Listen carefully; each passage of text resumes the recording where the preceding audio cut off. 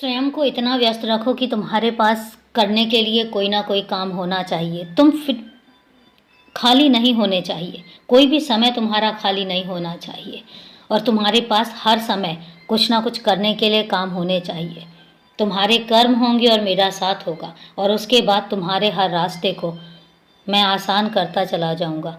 कौन तुम्हारे लिए गलत सोच रहा है या कौन तुम्हारा गलत करना चाहता है, ये सब तुम्हारे सोचने के लिए नहीं है। इन सब बातों को सोचने के लिए मैं बैठा हूँ और तुम सिर्फ अपना काम करो। तुम्हारे कर्म, तुम्हारा चमकता हुआ भविष्य तुम्हारा इंतजार कर रहा है। इसलिए तुम इन सब बातों पर ज़्यादा ध्यान दिया ही मत करो। तुम्हारे साथ साथ हर कदम पर तुम्हारा बाबा चलता है, जो तुम्हारे लिए बहुत कुछ सोच चुका है। तुम्हारे भाग्य में क्या लिखा है और आगे क्या होगा, इसकी योजनाएं तुम मत बनाओ। छोड़ दो, मुझ पर छोड़ दो। ये सारी योजनाएं मैं बनाऊंगा और उसके बाद तुम्हारे भाग्य को मैं लिखूंगा। तुम मुझ पर छोड़कर तो देखो। तुम सिर्फ अपना कार्य करते चले जाओ। भगवत गीता में एक वाक्य है कि तुम सिर्फ कर्म करो, फल की इच्छा मुझ पर छोड़ दो। वही मैं तुमसे कहता हूँ कि तुम सिर्फ कर्म करो। तुम्हें उसका फल कैसे देना है ये तुम मुझ पर छोड़ दो और मैं तुम्हें कहाँ लेकर जाऊँगा ये भी तुम मुझ पर छोड़ दो।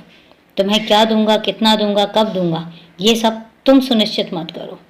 मैं तय कर रहा हूँ ना, और ये सब कुछ मैं तय करूँगा। तुम सिर्फ और सिर्फ अपने आज को जियो।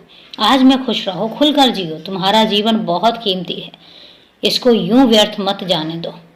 बहुत कीमती भी है और बहुत बहुमूल्य भी है मेरे लिए। तुम्हें अभी बहुत काम करने हैं।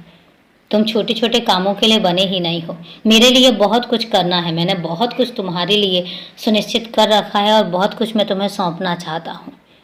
तुम एक ऐसे बच्चे हो जिस पर मैं अपने जीवन का भार सौंप सकता हूँ और इसीलिए तुम निश्चिंत रहो, सिर्फ अपने काम करते रहो।